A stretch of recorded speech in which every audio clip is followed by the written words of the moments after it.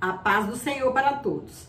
A nossa lição de hoje é a lição de número 4 do segundo trimestre do ano de 2023, que tem por título Ídolos na Família. O texto áureo que se encontra em 1 João 5,21 nos diz: Filhinhos, guardai-vos dos ídolos. Amém. A verdade prática, a adoração a ídolos implica priorizar tudo aquilo que se coloca no lugar de Deus.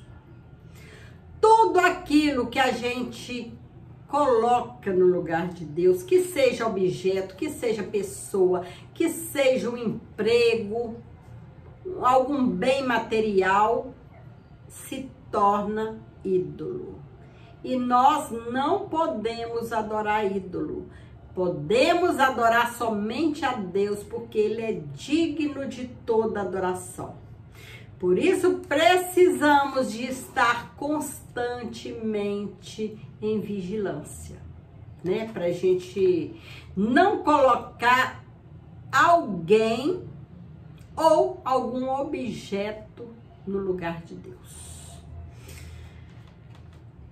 Temos nesta lição duas histórias distintas que relatam a convivência com a idolatria dentro da casa. No primeiro caso, temos Raquel. Raquel, que é a mulher de Jacó, que sabia que seu marido servia ao Deus de seus pais e que ele era poderoso. Sabia que o nosso Deus, que o Deus de Jacó, é um Deus de poder, é um Deus invisível e não precisava de ídolos de sua imagem.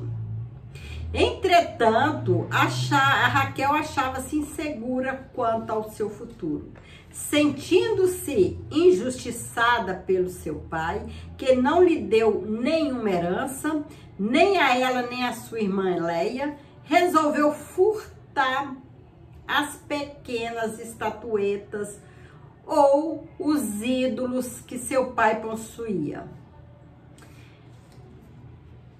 que eram os pequenos deuses dentro da casa de Labão, que era seu pai. O segundo caso, temos de Mica, um eframita que viveu no tempo dos juízes em Israel e que, unindo-se aos danitas, fabricou ídolos e construiu um santuário para eles em sua casa. Os ídolos encontrados na tenda de Raquel. A fuga de Jacó e sua família para a terra prometida. Depois de muitos anos de trabalho para o seu sogro Labão, tendo prosperado muito, Jacó resolveu voltar à terra de seus pais. Em função dos ressentimentos que existiam entre ele e o sogro, e não vendo possibilidade de liberação para viver a sua própria vida, Jacó resolveu fugir das terras de Labão. Fugir escondido, sem falar com ninguém. Quando foi descoberta sua fuga, Labão e seus filhos resolveram ir atrás dele para trazê-lo de volta. Labão descobre o furto dos ídolos domésticos. Labão era um homem idólatra e possuía pequenos deuses, pequenas estatuetas na sua casa, para as quais ele orava e pelos quais acreditava ser ajudado. Eram, na verdade, terafins, fabricados de madeira, de pedra ou barro, cujas imagens eram veneradas e adoradas como amuletos de sorte, como amuletos de proteção familiar e pessoal. Raquel, quando fugiu, saiu da casa dos pais, das terras de Labão com Jacó, ela pegou as estatuetas do pai e levou para si. Escondeu. Jacó não sabia que Raquel estava roubando os ídolos do pai. né? E Raquel sentou-se sobre os ídolos, para que Labão não os encontrasse. Ela usava a justificativa para quando eles encontraram e foram revistar para ver se encontrava os amuletos, Raquel sentou em cima desses amuletos, né? Ela estava em cima do camelo e colocou o fruto do roubo dela, né? Que ela roubou o pai, sentou em cima e disse que estava naquele período menstrual para que não precisasse levantar e ser descoberta, né? Não descobrir os objetos. Fica claro que, embora Labão acusasse Jacó de roubá-lo, foi sua filha Raquel que furtou seus ídolos e por isso o enganou. E Labão não encontrou seus ídolos. Esse episódio gerou uma grande discussão entre Jacó e o seu sogro, como está registrado em Gênesis 31, 36. Labão, ele achava que era Jacó que tinha roubado os seus ídolos. A idolatria e o caráter antiético de Mica.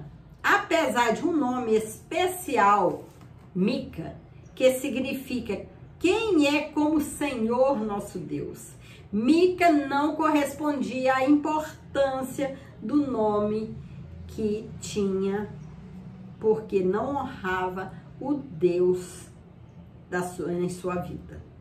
Ele tinha uma família, embora o relato bíblico não cita o nome da esposa. Sua mãe vivia com ele e era uma mulher muito rica. O povo que vivia na região montanhosa de Efraim tinha se corrompido por causa da idolatria. Havia em Israel, de modo geral, um abandono total dos mandamentos da lei de Moisés, em que o povo de Israel aderiu a um secretismo religioso que implicava uma apostasia total, além do abandono da lei do Senhor.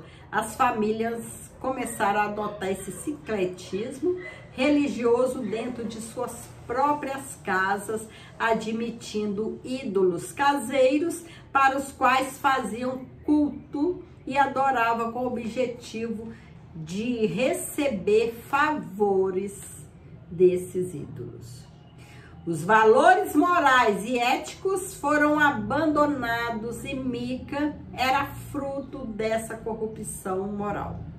Por isso, já que estava corrompido, não foi difícil para ele roubar a própria mãe. Mica havia construído em sua casa um santuário de pequenos deuses, ou seja, terafins.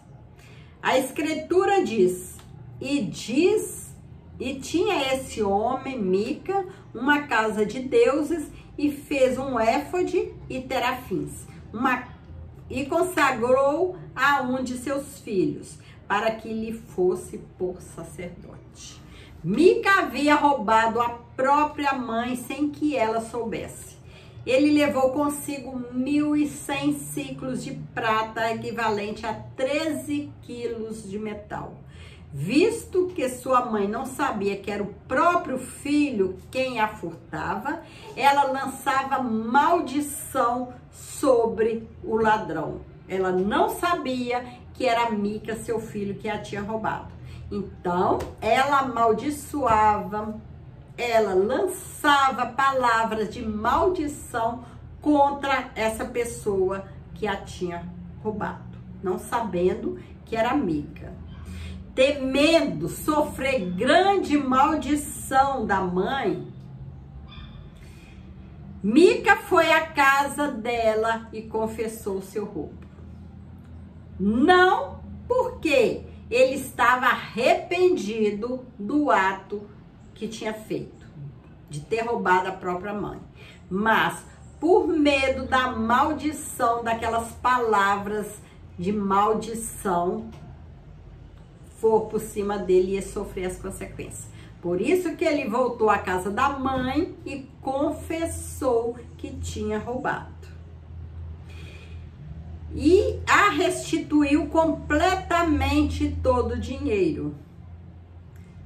Porém, ele restituiu aquele dinheiro à sua mãe. Sua mãe retirou a maldição e tomou parte do dinheiro e deu a ourives para que fizesse imagem de escultura para a casa de Mica. Mica tinha uma casa de deuses.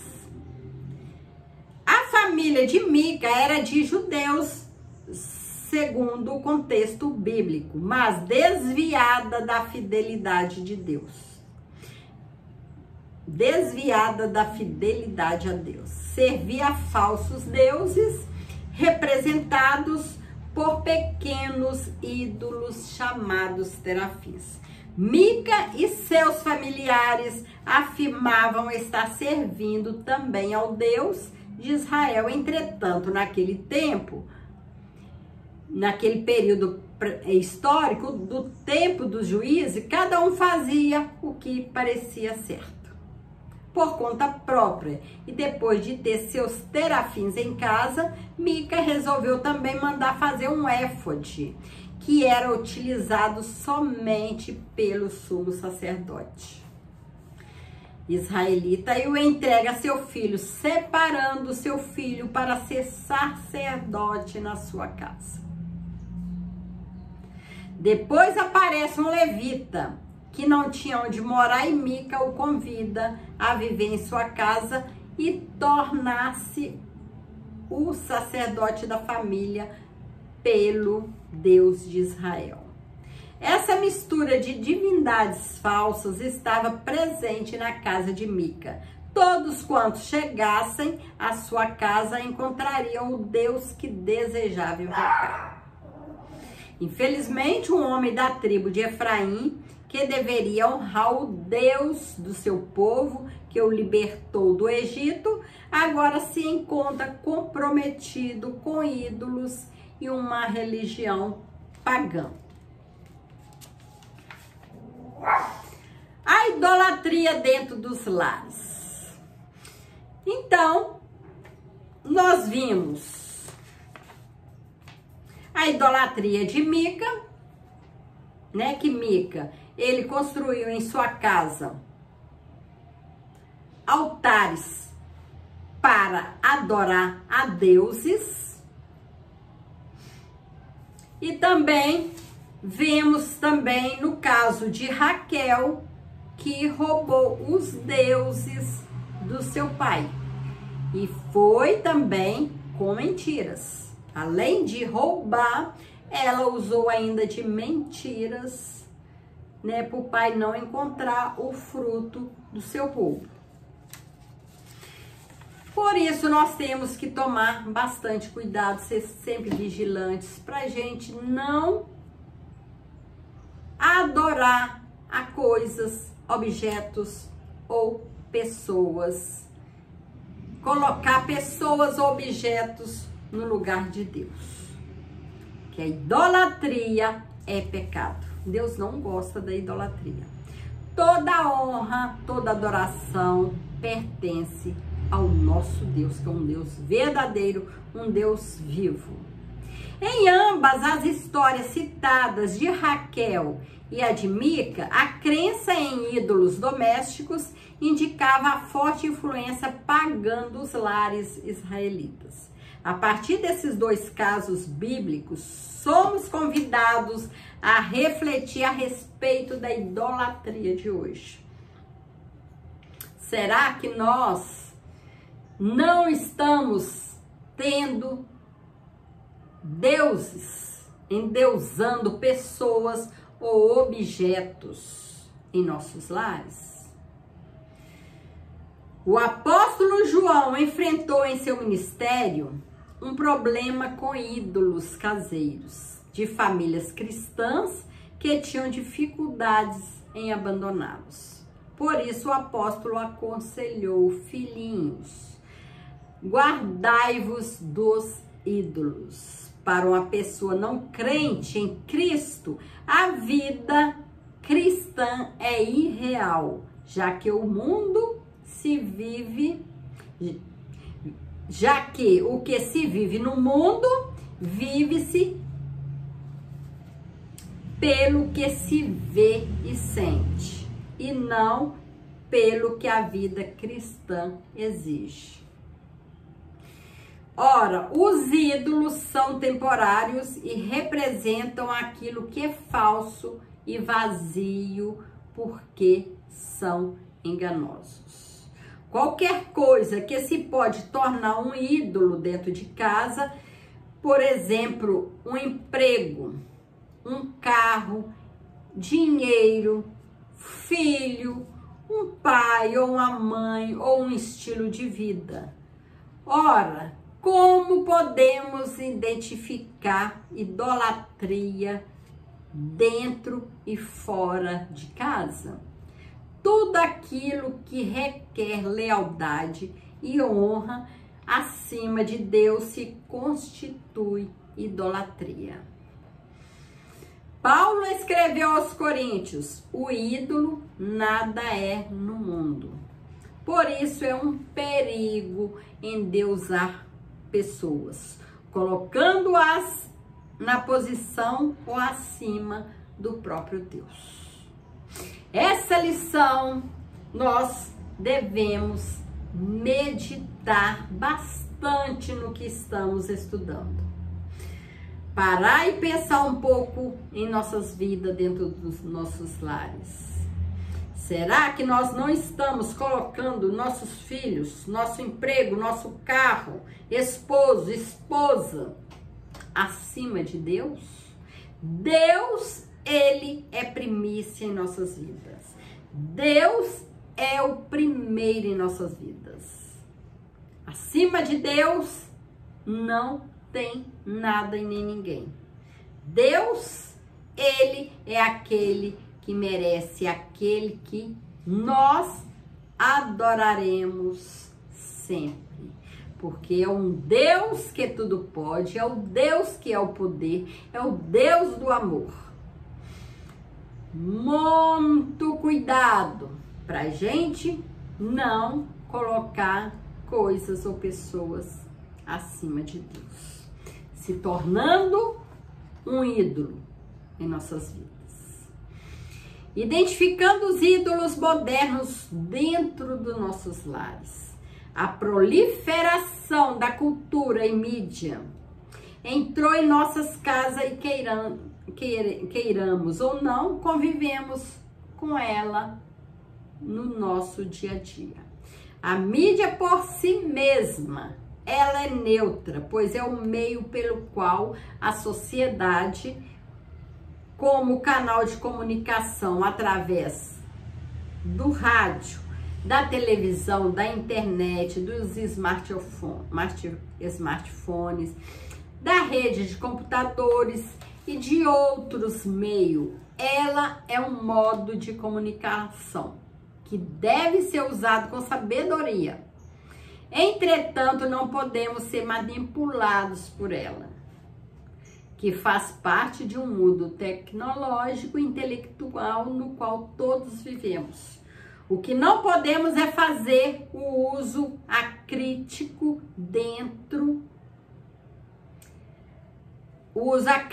desses instrumentos. Precisamos levar em conta o cuidado quanto ao perigo da concupiscência, da carne, dos olhos e da soberba da vida. Nós vivemos num mundo hoje, nós precisamos da mídia, precisamos desse modo de comunicação. Ela faz parte das nossas vidas hoje, tanto dentro de casa como fora. Porém, nós devemos separar o que nós podemos ver, o que pode ser aproveitado em nossas vidas, fazer parte das nossas vidas, né?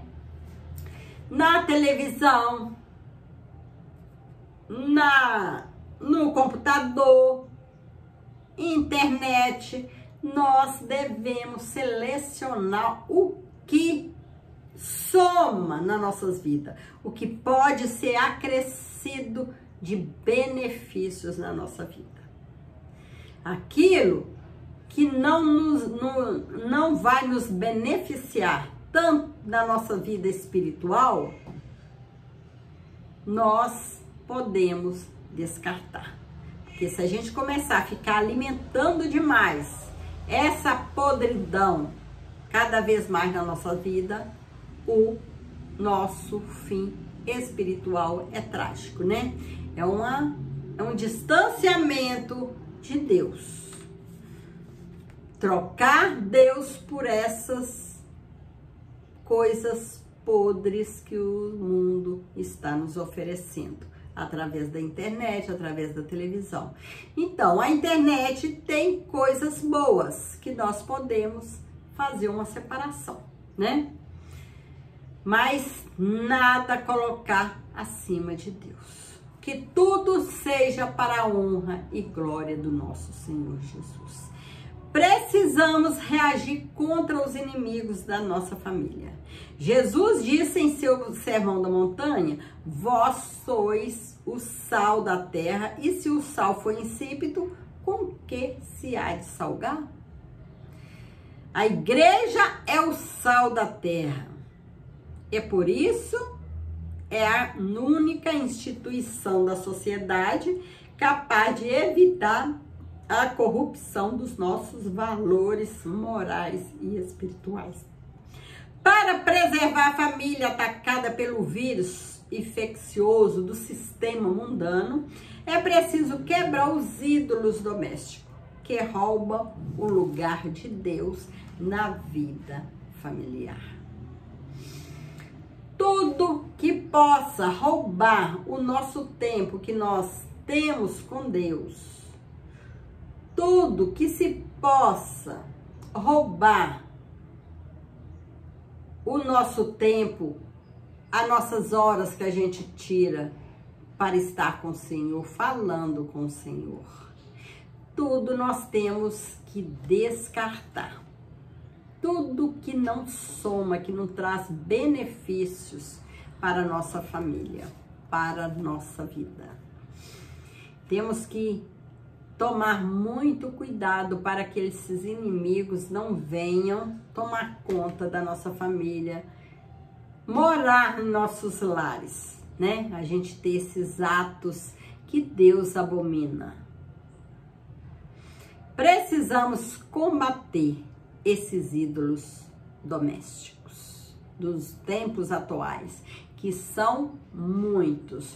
Hoje, a nossa luta é árdua, né? Tem muita coisa que a internet está trazendo, que é capaz de derrubar o cristão, nos fazer sair da presença do Senhor. Que o Senhor possa continuar nos abençoando e nós possamos continuar sempre, né, em oração, em vigilância, estudando, meditando na palavra do Senhor, buscando o Senhor, que nós precisamos estar longe de ídolos.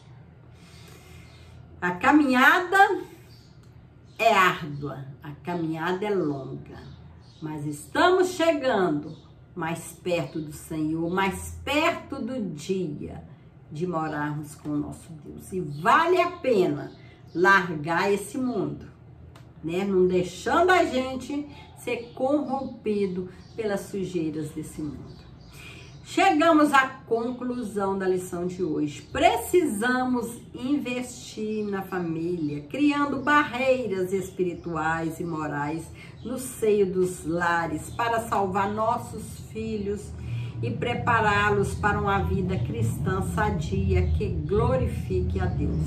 Por isso, os ídolos da atualidade precisam ser retirados do nosso meio para que não venham a roubar o lugar de Deus em nossas vidas.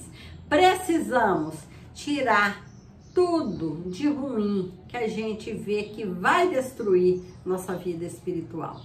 Tudo que queira ocupar o lugar de Deus em nossas vidas. Deus, Ele é o centro das nossas vidas. Ele é primícia, é prioridade. Ele é o único Deus que nós devemos adorar, que nós devemos estar sempre procurando, conversando, pedindo ajuda, conforto, que o nosso Deus está sempre pronto para nos ajudar. Que o Senhor possa continuar abençoando e nos livrando, né? E a gente sempre vigiando, né? Para que a gente não coloque objetos ou pessoas no lugar de Deus. Fique com Jesus, que o Senhor continua nos abençoando ricamente. Amém.